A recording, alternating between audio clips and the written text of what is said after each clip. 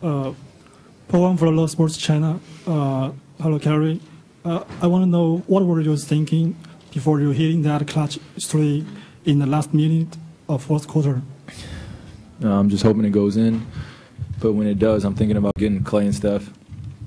Those guys have, kind of been leading that three-point line the whole entire series. So that's all I'm really thinking about, is just getting to those guys after that shot.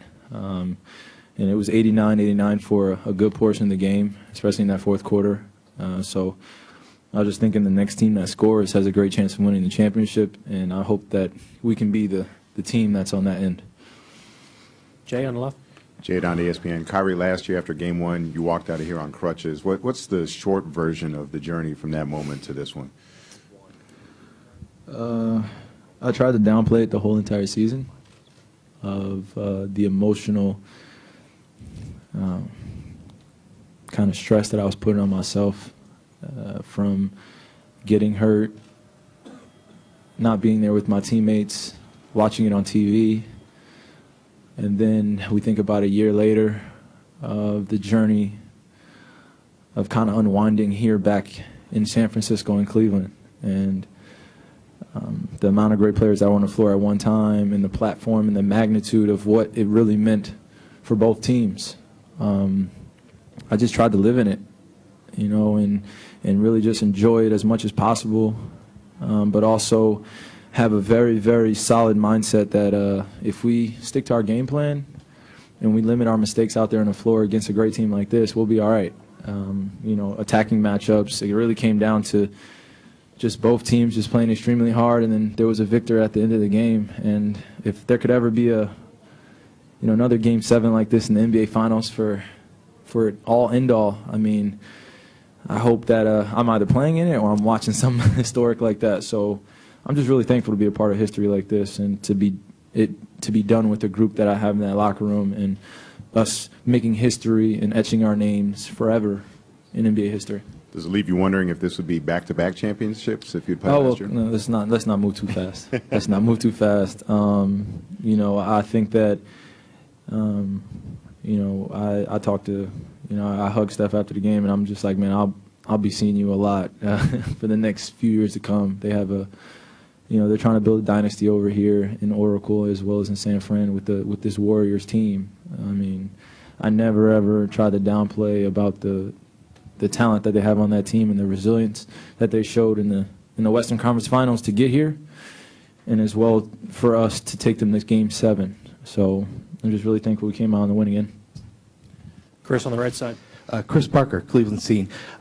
They say that understanding is two parts, mental and emotional. I'm curious about the Chicago game and what kind of lesson you took from that, and how that maybe carried you or informed going through the rest of the series. During the regular season? The Chicago game? During the regular season? Yeah, during the regular season. Okay. Because you said that you really kind of came to an understanding from that game, and I was wondering how that impacted you. Well, I understood that I didn't have time to be anything less than myself. I didn't have time to worry about what was going on with what everyone was saying about what we needed to be as a team, what I needed to do, what the lineup should be, what kind of player I myself needed to be in order for our team to be successful. I talked to Bron, I talked to T. Lue, I looked for a lot of wisdom from our veterans, and it was just constant, a feed of confidence from all those guys. The magnitude of taking Toronto to 6, of kind of sweeping the first 2 rounds, of being in that moment, being down, and then being in the finals.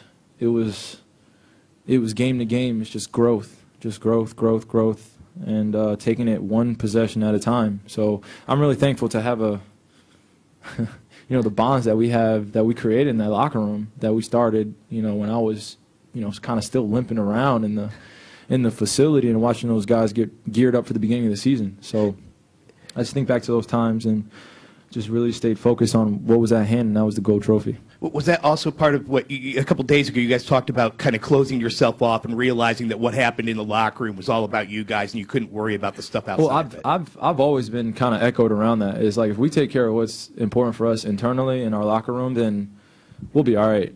you know, regardless of what anybody else says of what needs to happen for our team, it was just everyone had an answer for what the Cleveland Cavaliers needed to do. So, and then now it was, you know, I just remember, you know, during when we're down 3-1, I think, you know, it was a 92% chance for Golden State to win and us for 8%. And then it goes 3-2, and then it goes 3-3, and then now the odds change completely. And I'm glad it happened this way, but I'm really thankful that we got to play against a great team like the Golden State Warriors that I can tell my daughter about, I could tell my friends about, my brothers, that we accomplished something that no other team has accomplished against a team that is you know, star-studded, that I have nothing but respect for. So I'm glad.